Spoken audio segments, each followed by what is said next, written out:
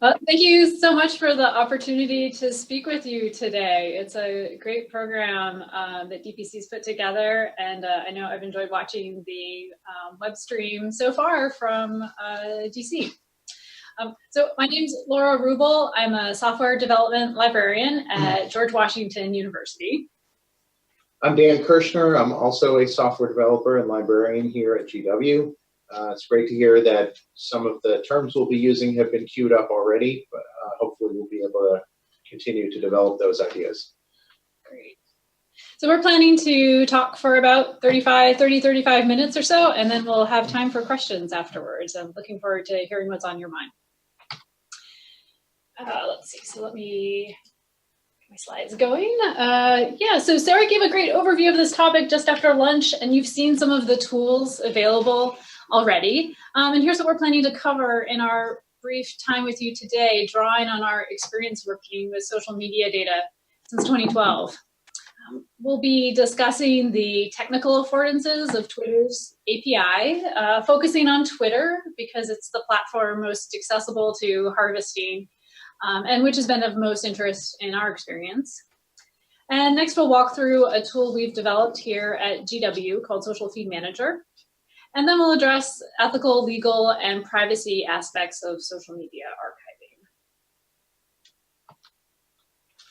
So this is how we as humans see social media on the web. I don't spend a lot of time looking at Theresa May's account on Twitter, but if I did look it up, this is what I would see in my browser. And just as an aside, I have to say the best part of this is that baby's face in the top header poking out. You know. This is the same account as data. There's a huge amount of metadata available with each tweet on the web, and this is it transformed into a tabular Excel format. So our focus in this presentation is going to be on collecting social media as data. This is just another view of that same data from Theresa May's account. That's especially useful in the context we're discussing today. You also saw this in the file that Sarah showed from the self-archiving Twitter output files. So I'll turn it over now to Dan to discuss all this in more depth. Yeah, so as Laura mentioned, what we're looking at here is at least part of a single tweet in its native format, which we're going to go into more momentarily. And the entire tweet actually would take about 20 screens worth if we didn't cut it off. So when you're looking at a social media post, a tweet, let's say, in its web context, so you're basically looking at HTML and media files, but whereas tweets here are stored in this format called JSON, which may be played through those other technologies as HTML. So this is really the underlying post that those other views are derived from. And I believe the same is true for other platforms, at least that we've encountered, whether it's Instagram, Facebook, that the underlying representation is usually in JSON format. So let's dig into that a little bit. I know those terms have come up earlier this morning, APIs and JSON, but let's make sure that everybody's on the same page. So one way we could view this is that the activity of collecting social media content involves using the API that the platform, whether it's Twitter, let's say, provides. That's the how, that's the method. And what we get back from the API is posts in JSON format. That's sort of the what. So going one step further in detail. So just to make sure everyone understands what an API is, we're talking about an application programming interface.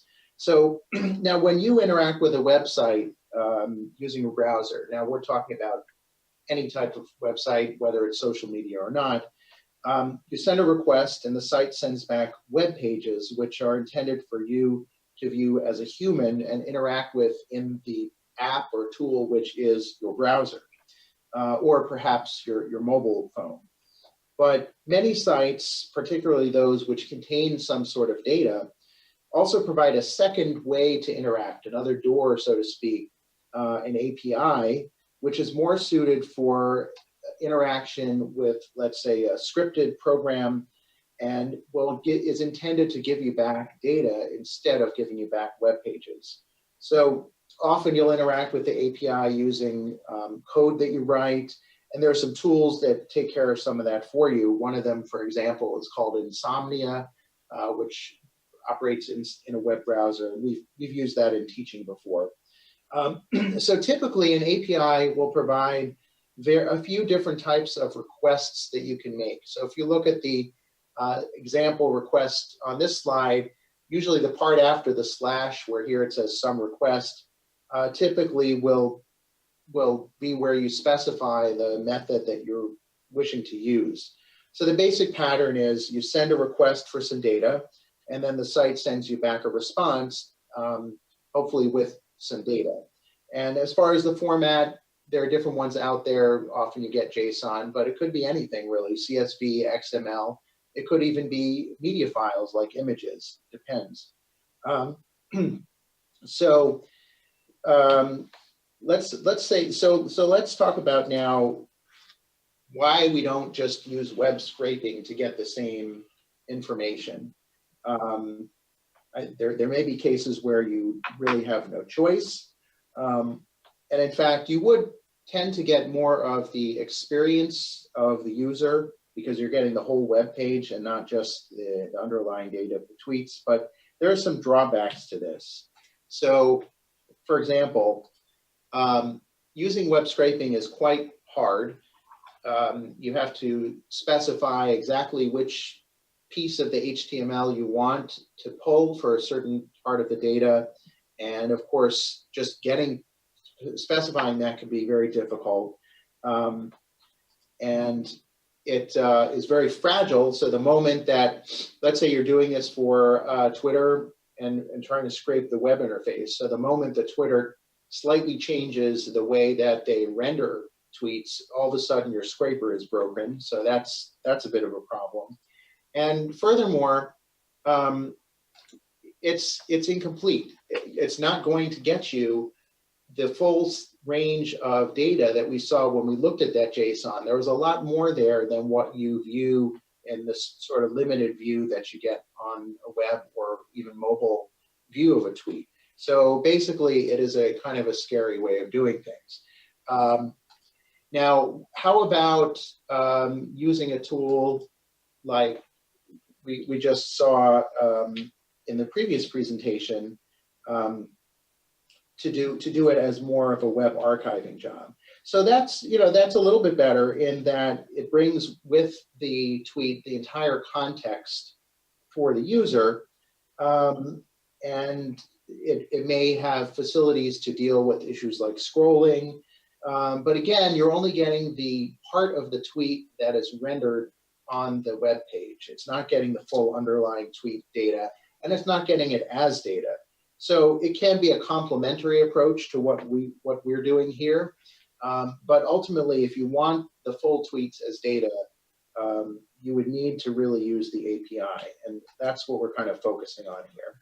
So, and there are cases where there is no API, like Instagram has kind of shut down their API for the moment. So you may not have a choice in this.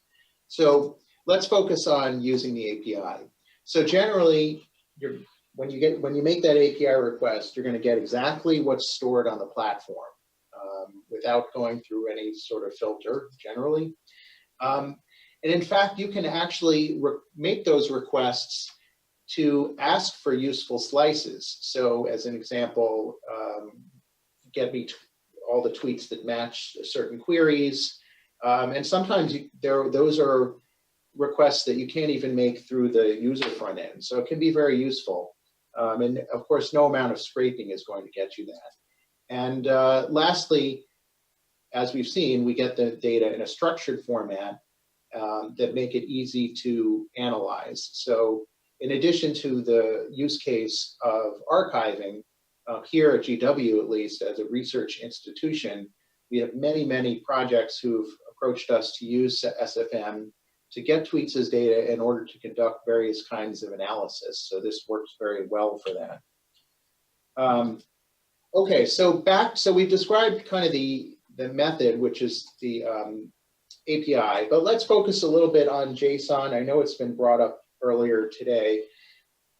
Just a brief refresher on what it is. It's JavaScript object notation, totally independent of JavaScript, so don't get hung up on that.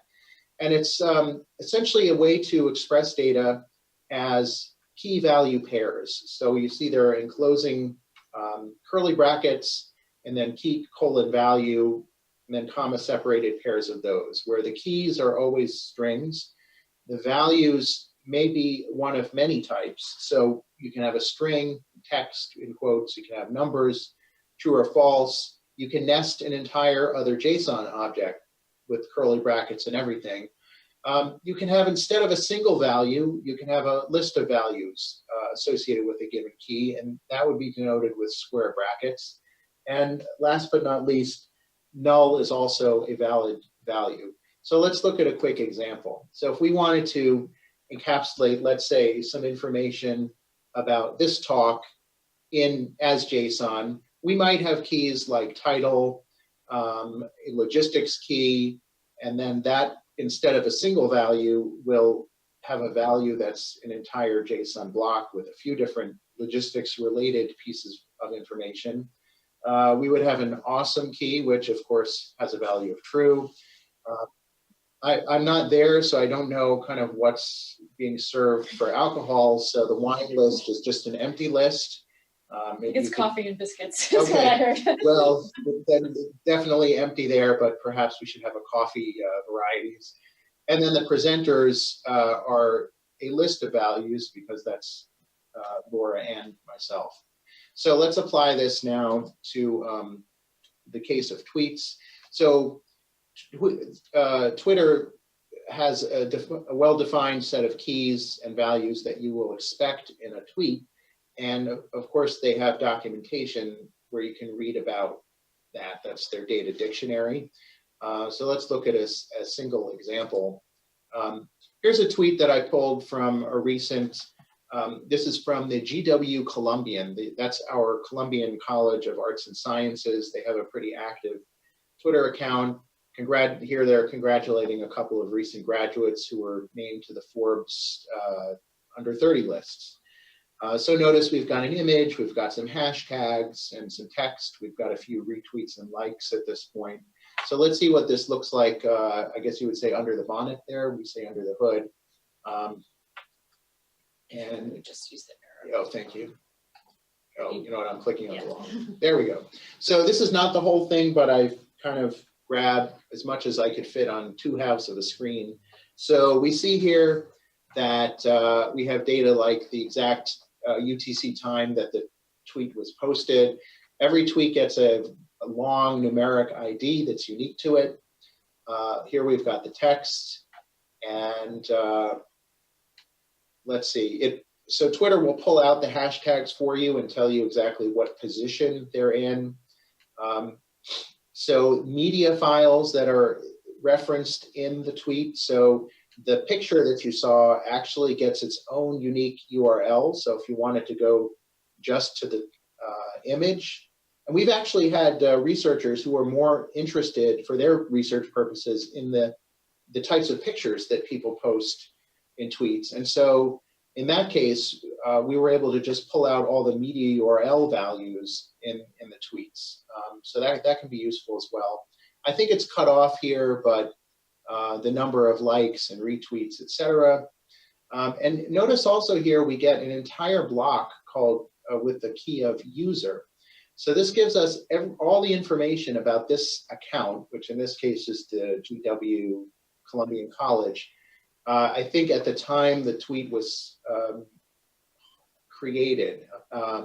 So the self-described location, the number of friends and followers that this account has. So there's really a lot packed in here that captures kind of the whole context of the tweet. Notice there's a key called geo-enabled. So this account has geotagging turned off, but we'll talk about that in a moment. So it's pretty rich here.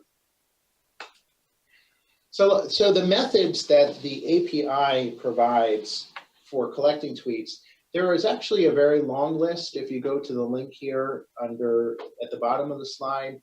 But the ones that we've found to be the most useful in this type of work really comes down to a list of 4.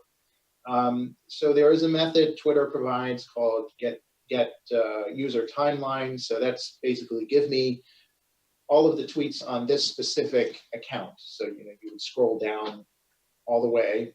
And what that gives you, it doesn't give you everything going backwards in time, but it will give you up to the most recent 3,200. So a very frequent tweeter, that's not going to get you too far back in time. But someone like myself, that gets you more than to the beginning of my account, because I don't tweet as frequently as some others.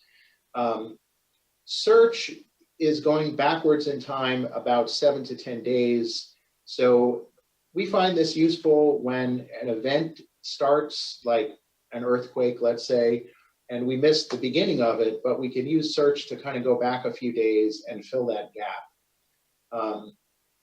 Now, filter stream is the method that you would want to use going forward in time from now. And you can specify a query like, give me any tweets that are coming out from any accounts that match either these words and or these hashtags or mention these users. So you can have a fairly rich query there.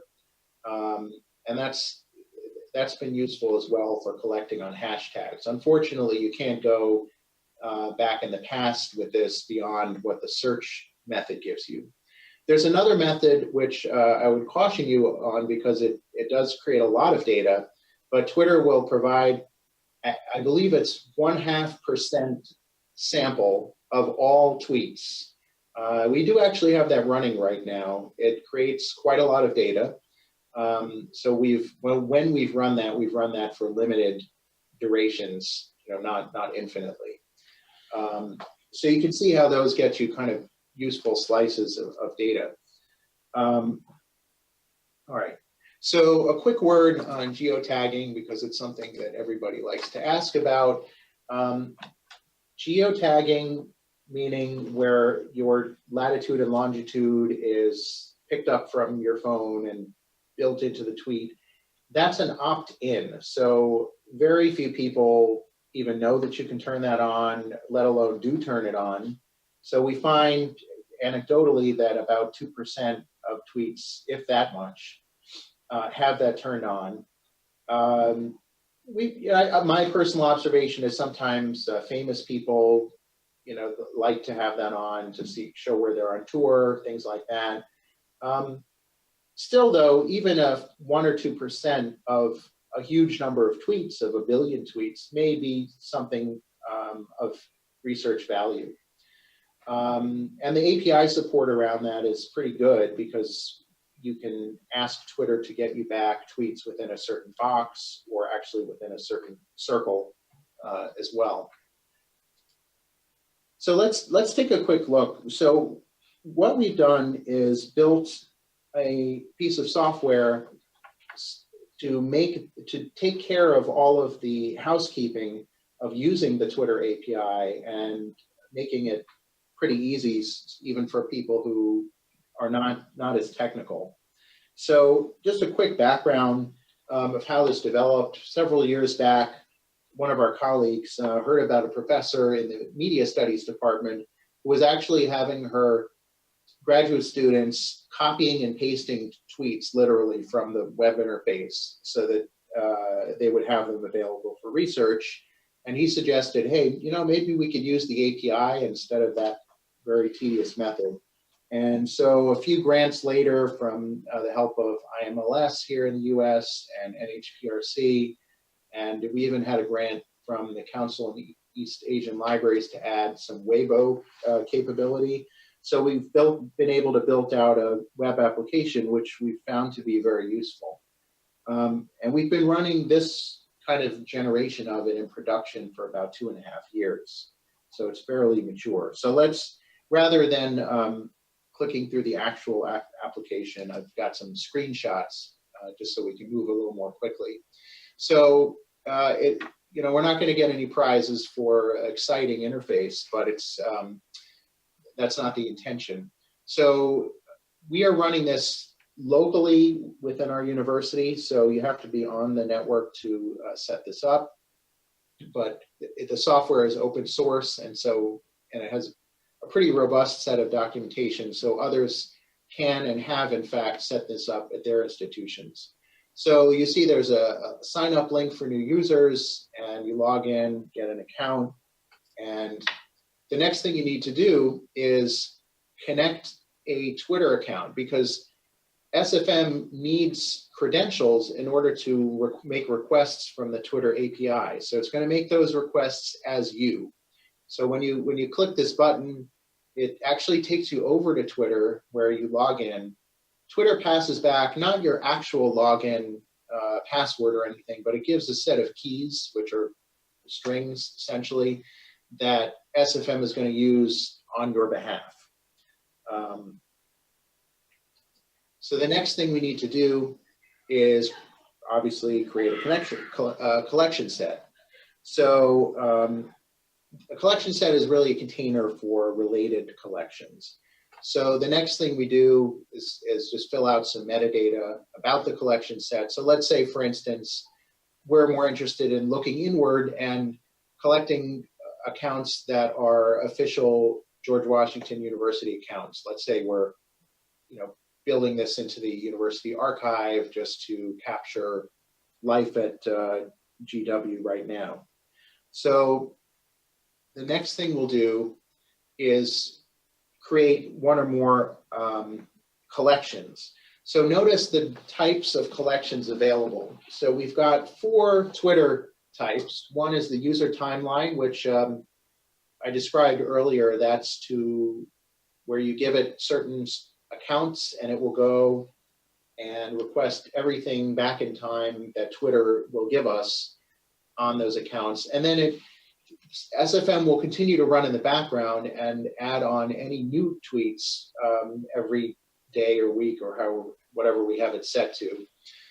Twitter search, again, is the one that will go back a few days to try to match a query. Twitter filter, as we discussed, will go forward. That's good if you have hashtags you're interested in. There's the sample stream. We've done the same thing with the Tumblr API. We've only seen a little bit of use of that, but it's in there. We can get images from Flickr. And last but not least, we did have a research project involving collecting content from Sina Weibo from China. So right now we're going to go with this first type, the Twitter user timeline. So when you create that, give it a name, GW official accounts, and we're just confirming that we're using my credential.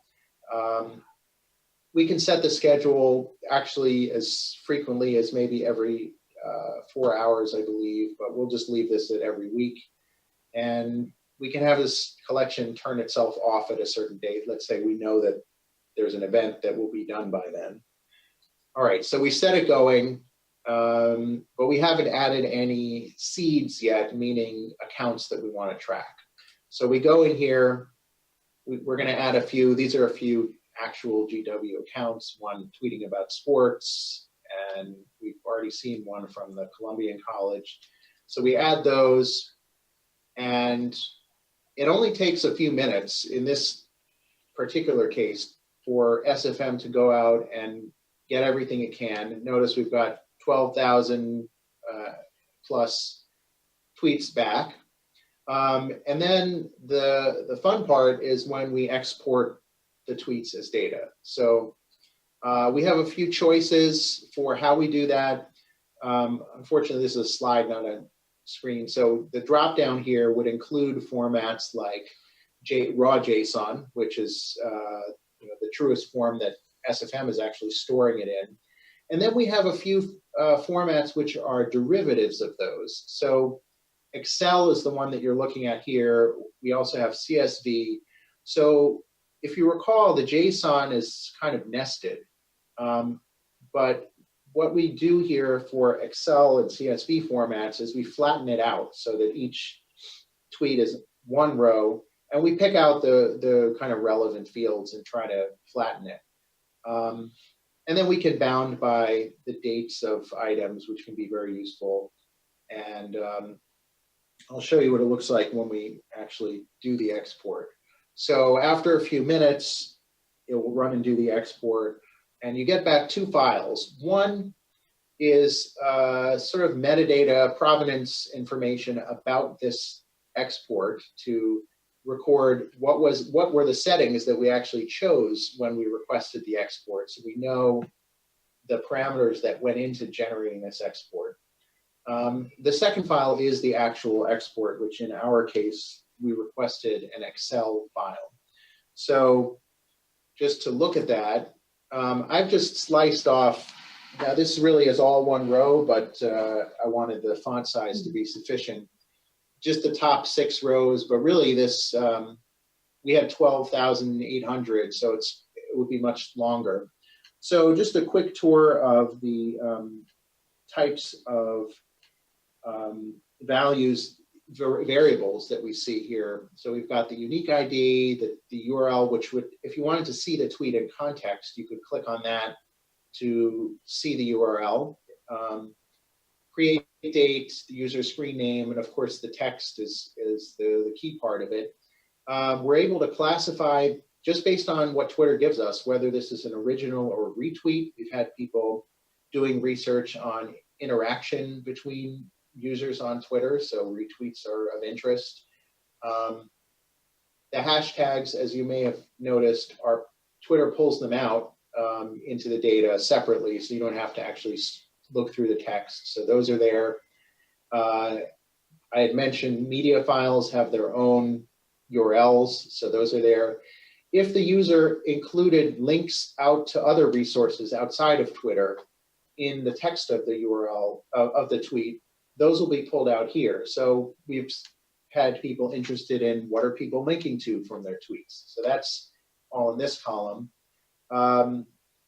The favorite counts, so you can easily look through here and see which are the tweets that actually garnered a lot of attention. Those might be of more interest to you. In this case, the tweet was a retweet of a different tweet, so it gives you the ID of the one that it was retweeting, so that could be of interest. So you get the sense here for the type of data that you're able to get, even in this slightly derived Excel format that kind of makes it a little easier, I think, for non-technical people to work with, right, as compared to the JSON itself. Okay, so just a quick view into our production system. You can see that we've got well over 100 active collections going on, and a few that are not active, but this is just the very top of the list, but we have a lot of different topics. We're getting a lot of use out of this. So what does it take to actually run something like this at your institution? Well, I'll tell you what we're doing. We've got the main SFM instance that you just saw, our production instance. We find it helpful to have what we call a sandbox instance. So we sometimes use that when we bring this to a class, or we just want to try something out and not really, worry about the consequences. So that's useful. And we have a script, which you'll see in our documentation, that makes it pretty easy to spin up a ready-to-go SFM instance on Amazon Web Services on one of their EC2 servers. So we use that ourselves from time to time if we have something we want to spin up just for a temporary use, like a particular class or something like that.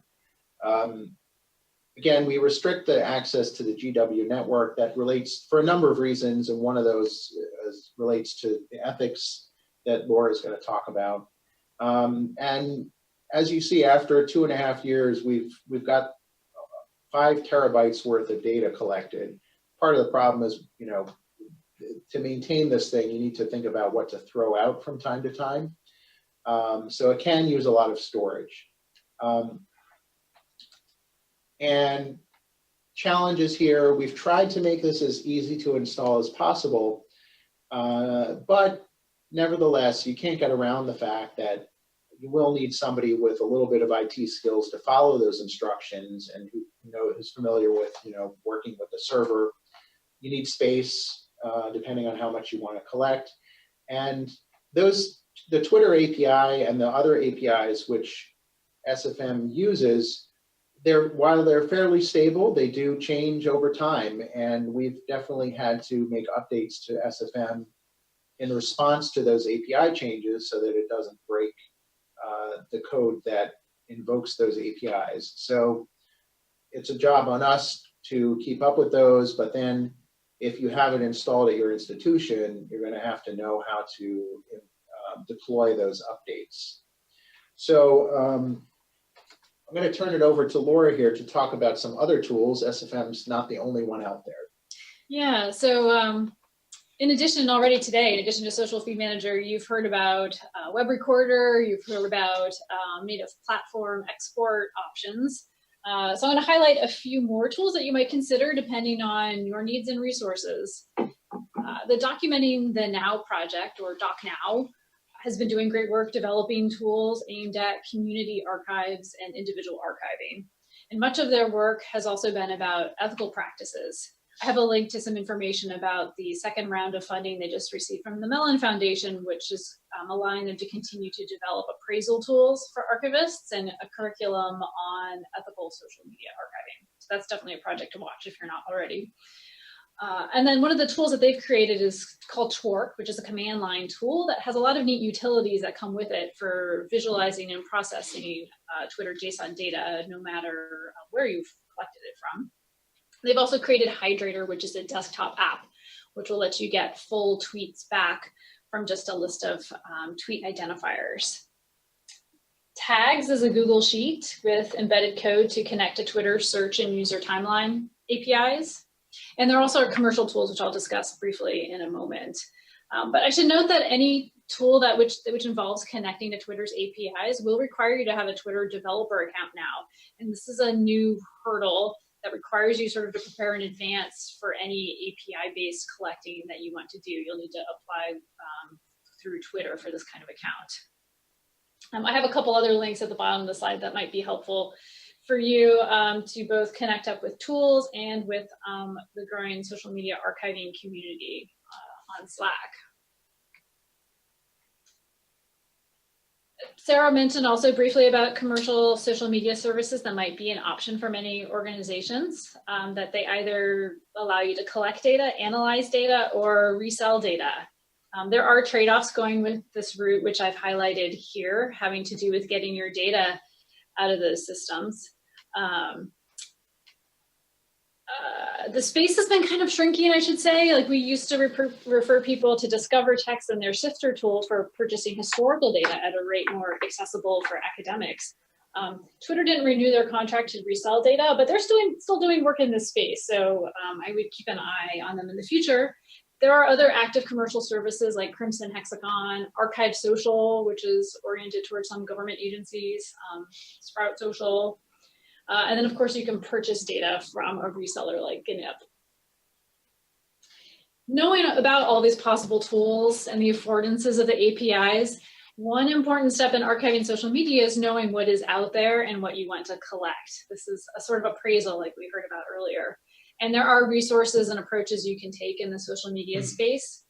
We've used all of these approaches in our own work here at GW. So we've discussed tools and technical approaches, but I want to take a moment to address ethical concerns in a little more depth, which really should be embedded in all steps of your work with social media archiving.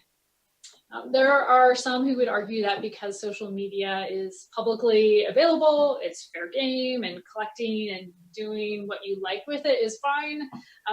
However, this field is maturing, and we've seen the results of a free-for-all approach, and so we all are approaching this work with more caution and sensitivity. One guiding principle in our work is that social media data comes from people. In many cases, you do not have explicit permission from the creator of the social media to collect it. And if you or future users of your archive are planning to use this data, you should consider the impact on the creator of that material that you've collected in your archive. There aren't black and white rules on how to do this. It really requires a judgment call as you weigh various concerns. I have a link here to a 2-pager that we share with students and researchers on campus, kind of outlining these issues for their consideration and awareness as they plan their research. We also have some statements within the tool itself, kind of pointing to this resource and some considerations, including the terms of service of the platforms. And then I've also linked here to a paper you might find relevant, which discusses the results of a survey of Twitter users about their comfort with their tweets being used for research, and less than 50% were okay with having their Twitter accounts used in research. So some approaches, for example, you should pause if your collecting involves collecting social media by vulnerable individuals or on sensitive topics. Geography-based collecting might also raise concerns or put social media creators at risk or unnecessarily affects their privacy, particularly if you're collecting around activist topics. By making particular tweets or posts public in research or other materials you might share, you're shining a light on a person in a way they likely did not anticipate. So what might be the effects of that? Something you could ask yourself. Don't assume that by anonymizing the post, you're providing privacy. It's quite easy to search online by the text of a post and find it, even if you didn't mention their username in what you published. And then respect that if a private citizen has deleted a post, you should likewise not share it further. Consider whether it still belongs in your collection. And in fact, the terms of use usually require that you not work with social media posts once they've been deleted by the user. This is like not even considering legal terms around it. There are terms of use that make sharing data sets beyond the confines of your research team or organization problematic as well. But generally sharing summary statistics, your analysis, the derivatives of your collection are okay. I have a link here to the Documenting the Now's white paper on ethics and what they've been calling the Ferguson principles out of their work archiving social media activism. And these, I just want to highlight for you, I won't go through all of them now, but I think they're very worth consideration by archivists as you're approaching social media collecting. In particular, staying engaged with communities from whom you're collecting or individuals that you're collecting from where possible. And also consider the terms alongside archivists' principles of work. This is how we've been collecting at GW libraries. We've been doing a mix of proactive collecting on topics of relevance to our community, while also helping others use Social Fee Manager for their research. We also have consultations with people as they start their research, rather than just making this a totally self-service tool. We want to have a conversation with them about ethics. And these are just some topics that we've been collecting on over time here. You'll notice that we're focused on public accounts, such as those from campus offices or politicians and news outlets. We've deleted or chosen not to collect on topics that have proven sensitive, or that, for example, from minors, or other topics where we just didn't have a researcher on campus planning to use that collection, and we didn't really feel we were positioned to become a steward of that kind of collection. Archives are meant to be used, however, whether by today's or tomorrow's researchers. So how have our GW collections gone on to be used? These are just a few examples. This is a report by GW's Program on Extremism about ISIS sympathizers in the United States that was based on social media data that we helped them collect. And several faculty have written papers using news and journalist accounts that we've collected. We've put our 2016 elections data set up on Harvard's Dataverse, and that's been used quite heavily by GW researchers as well as people beyond GW. All right, so we'll kind of wrap up our presentation at this point, and I hope we still have some time for some questions from the group. Thank you. Yes, thank you again, Laura and Dan, for providing an overview of Social Feed Manager, but also a really good look at what's under the bonnet or the hood when you're working with Twitter data from the API. So yes, does anybody have any questions about Social Feed Manager or about collecting, API-based collecting for social media?